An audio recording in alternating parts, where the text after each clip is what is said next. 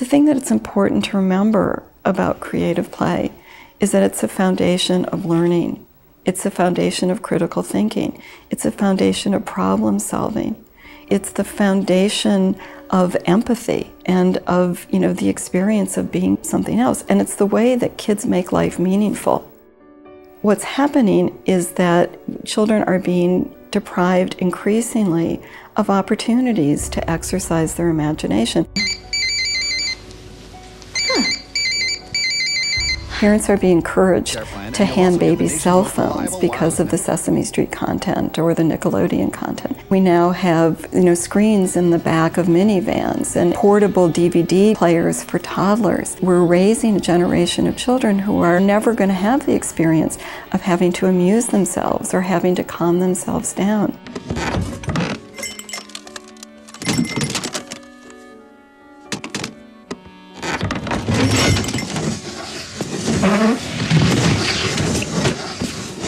And so they're always going to need a screen, and that's exactly where the marketing industry wants them. And when children play with toys that are based on media products, they play less creatively because they're not spurred to make up their own world. She's a fiesta girl. Move your arms up and down, shake your head. How's this, Dora? They're not spurred to make up their own storylines. What they do is they just regurgitate what they've already seen using products that are based on the film or on the television show. Every flip, every stick, every web-slinging trick Spider-Man can do, now you can too with the Spider-Man stunt system. It's not real play. Their own imagination and their own past experience isn't evident. It's really just an imitation of what they've seen. You can be just like Superman. With a Superman Returns inflatable suit, strap on the punch and crush gloves, and you'll hear the sound of every punch you throw and everything you crush. The world needs a hero. Are you ready for the job? Inflatable suit accessory, you put it together, batteries not included. Punch and crush gloves sold separately. The message kids get is that they can't play Harry Potter unless they have an official Harry Potter wand. Or they can't play some hero unless they have all of the paraphernalia that goes with it. Straight from the movie comes Jack Sparrow's gear. Battle with the Clash and Flash sword with lights and sound effects. Fire the electronic pistol. Be Jack Sparrow. And in a way, they're being told their imagination isn't good enough. It's not good enough to pick up a stick and turn it into a wand. You have to have the real wand. It's, okay, the newest, greatest robot toy that does everything for you and you don't have to play with it anymore. It just plays by itself and you watch it. Great, and at a cost. I don't even put the thing together anymore. It's no model making, no thinking, no coloring, no painting it. It's just all ready for me and ready to go. The fundamental message that I need something outside of myself in order to play is really harmful and tragic, because it starts to take play out of children's hands. So that kids need more and more and more in order to be able to play and in order to be happy. We're creating a future generation of super consumers. Rather than consuming less, our children will consume even more than the baby boom generation or the Generation Y or X. What does that mean for our future, for our well-being, and for their well-being?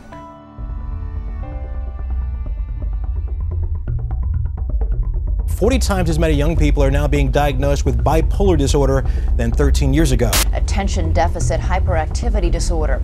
Almost 4.5 million children in this country have been diagnosed with ADHD. Doctors are writing a growing number of prescriptions for antidepressants for children, as many as 8 million a year. 1 in 3 children born in the year 2000 will develop diabetes. For the first time in decades, the rate of hypertension in children is rising. This generation of children is the heaviest in American history. An estimated 16% of all children and teenagers are overweight, 4 times as many since the 1960s. It's kind of like we're saying in our society, we don't care about children. For all the rhetoric about kids, we're treating them as one thing, buying power consumers. And no matter what they buy, we want them to buy, even if it's going to kill them. The sick child, as viewer consumer, has replaced the healthy child of sports, play, and make-believe. People who are really smart, who've done a lot of research on this, are beginning to say, wait a minute, there seems to be some association here between advertising and marketing and all these problems. I designed a study which looked at children's involvement in consumer culture. And what I found was the more media a child used, both television and other forms of media, the more likely they are to score high on a depression scale and an anxiety scale. This is one of the very most important public health problems in the United States, if not the most important public health problem in the United States. And one of the most disturbing of these negative health trends is the rise of illnesses linked to childhood obesity.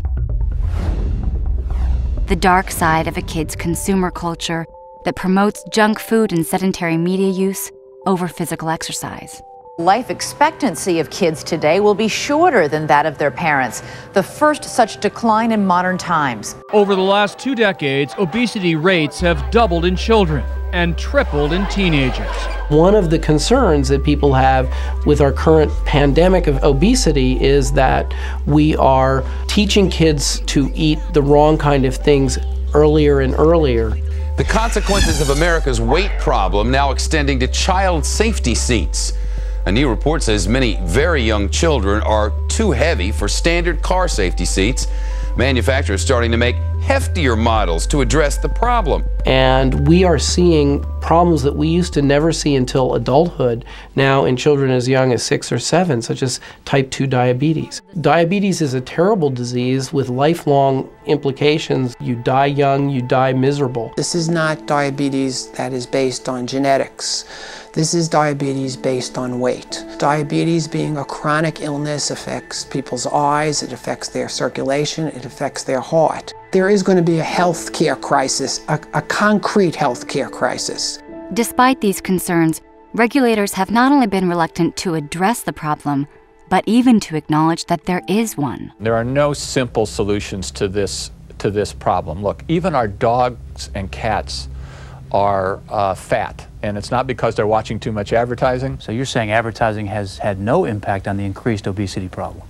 I'm saying that if you look for a correlation and causation, there is none. There's no way we can really make childhood healthy in this country without a government effort.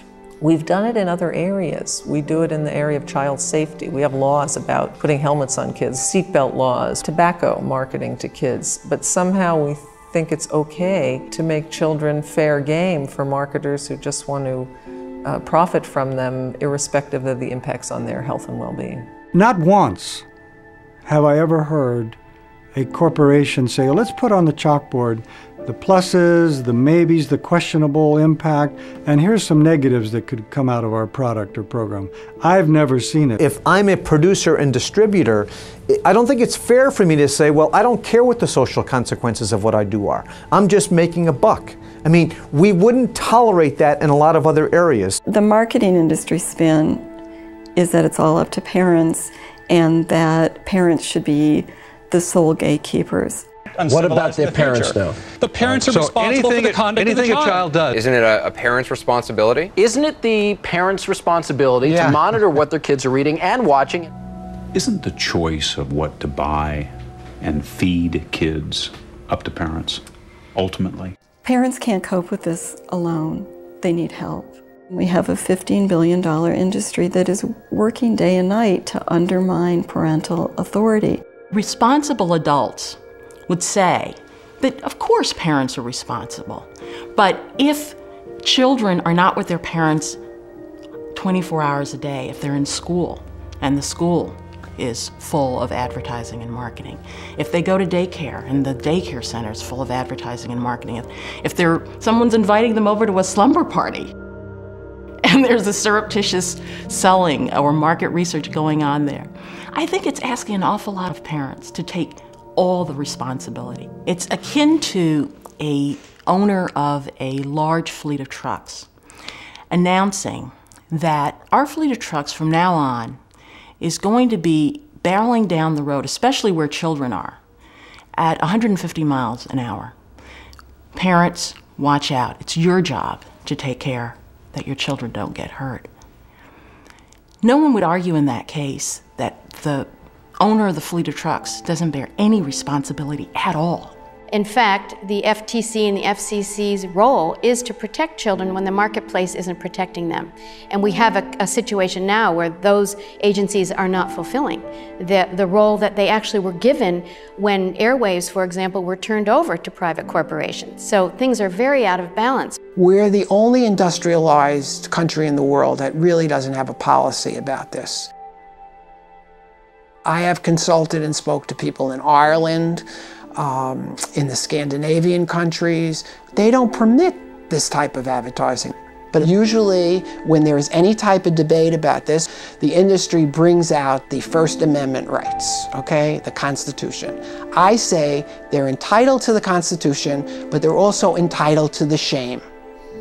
Shame on them. This is our future, and they know that this is wrong. We need, in a proactive, forward-looking way as a society, to say, how is this changing us? How is this changing our environment? How is this changing our society? And do we want this? I think that we have to look at this as an issue of rights. The rights of children to grow up and the freedom for parents to raise them without being undermined by commercial interests. In that sense, it's like the civil rights movement or the women's movement or the environmental movement. I think that we're at the beginning of a growing movement and that it takes time. This is a lot more than about selling products and services. If we care about nourishing the human spirit, if we care about human relationships, we've got to care about this issue.